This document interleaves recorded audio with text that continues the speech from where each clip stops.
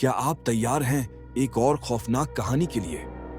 अगर आप भी हॉरर स्टोरीज के शौकीन हैं, तो इस वीडियो को लाइक करें, चैनल को सब्सक्राइब करें और घंटी के आइकन को दबाना न भूलें, ताकि आपको हर नई कहानी का अपडेट मिल सके। आज हम आपको सुनाने जा रहे हैं एक ऐसी कहानी जिसे सुनकर आपकी रूह कांप जाएगी।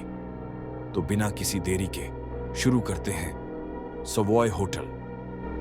मसूरी का सवॉय होटल अपनी भव्यता और इतिहास के लिए जाना जाता है, लेकिन इसके पीछे एक डरावनी सच्चाई छुपी हुई है। 1911 में ब्रिटिश महिला लेडी गार्नेट ऑनर में अपने कमरे में मृत पाई गई थी। उनकी मौत की वजह कभी साफ नहीं हुई। उनकी आंखें पूरी तरह खुली हुई थीं, चेहरे पर हद से ज्यादा खौफ था और उनके आसपास की दीवारों पर खून के अजीब निशान थे। लोगों का मानना है कि उनकी आत्मा अब भी होटल में भटकती है। कमरा 610, जहां उनकी मौत हुई थी, आज भी बंद रहता है। लेकिन कई लोगों ने बताया कि रात के 2 बजे वहां से किसी औरत की फुसफुसाने की आवाज आती है। जो भी वहां गया या तो गायब हो गया या मानसिक रूप से पागल होकर लौटा। अब भी लोग कहते हैं सवॉय होटल एक होटल नहीं, एक मकबरा है। कहानी की शुरुआत। आदित्य और नेहा पैरानॉर्मल इन्वेस्टिगेटर्स अपने YouTube चैनल गोस्ट एक्सप्लोरर्स के लिए भारत की सबसे डरावनी जगहों की खोज कर रहे थे। जब उन्हें सवॉय होटल के बारे में पता चला, तो उन्होंने वहां रात बिताने का फैसला किया। अगर यहां सच में कुछ है, तो हमें इसे कैमरे में कैद करना चाहिए, आदित्य ने कहा। या फिर यह सिर्फ एक अफवाह है जो हम दुनिया को साबित कर सकते हैं, नेहा ने जोड़ा। वे होटल पहुंचे।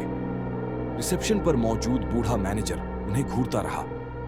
आप लोग यहां सिर्फ रात बिताने आए हैं? उसने अजीब लहजे में पूछा। जी हां, बस एक रात, आदित्य ने जवाब दिया। मैनेजर ने उनकी आंखों में देखा और ठंडी आवाज में कहा, अगर कुछ अजीब लगे तो बिना पीछे देखे भाग जाना। उसकी बात ने नेहा के अंदर अजीब सा डर भर दिया।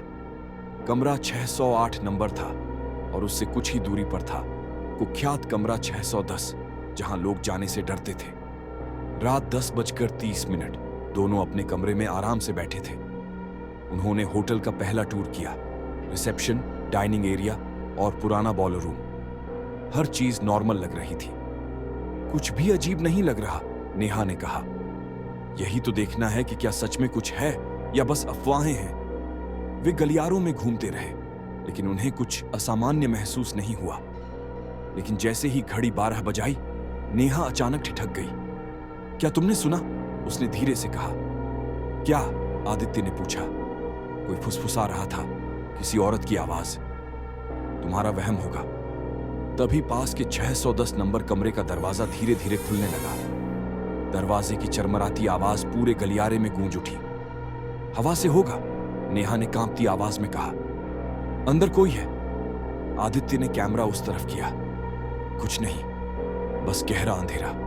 तभी कैमरे के माइक्रोफोन में एक धीमी सी फुसफुसाहट रिकॉर्ड हुई। अब तुम यहां से नहीं जा सकते।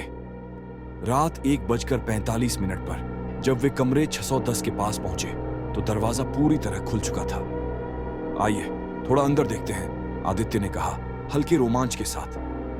नेहा ने पीछे हटने की कोशिश की। मुझे नहीं लगता कि यह सही आइडिया है। लेकिन आदित्य पहले ही अंदर जा चुका था। अंदर घना अंधेरा था और दीवारों पर धूल जमी थी। तभी दरवाजा तेज झटके से बंद हो गया। बाहर नेहा चीख पड़ी, आदित्य, दरवाजा खुल नहीं रहा। अंदर आदित्य हिलने की कोशिश कर रहा था, लेकिन उसे अचानक महसूस हुआ कि कमरे में वह अकेला नहीं है। एक धीमी सी सांस, पीछे से एक हल्की कराह। आदित्य का दिल जोर जोर से धड़कने लगा। उसने धीरे से पीछे मुड़कर देखा। एक औरत अछली, आंखों से खून बहता हुआ, सीधी उसकी तरफ देख रही थी। उसके चेहरे पर कोई भाव नहीं था, लेकिन उसकी आंखें पूरी काली थीं। और अचानक उसने अपना मुंह खोला और एक भयानक चीख मारी। आदित्य चीखते हुए पीछे गिर पड़ा। कमरे की दीवारों से खून टपकने लगा और कोनों में अधचले लोग खड़े हो गए। बाहर नेहा दरवाजा पीट रही थी, लेकिन वह हिल तक नहीं रहा था। आदित्य, अंदर क्या हो रहा है? अंदर से सिर्फ एक धीमी आवाज आई, अब वह मेरा है। नेहा की सांसें तेज हो गईं। उसने पूरी ताकत से दरवाजा धक्का दिया और अचानक दरवाजा अपने आप खुल गया। नेहा ने देखा आदित्य कमरे के बीचों बीच पड़ा हुआ था, बेहोश। उसके चेहरे पर गहरे खरोंचों के निशान थे, जैसे किसी ने उसे पकड़कर घसीटा हो।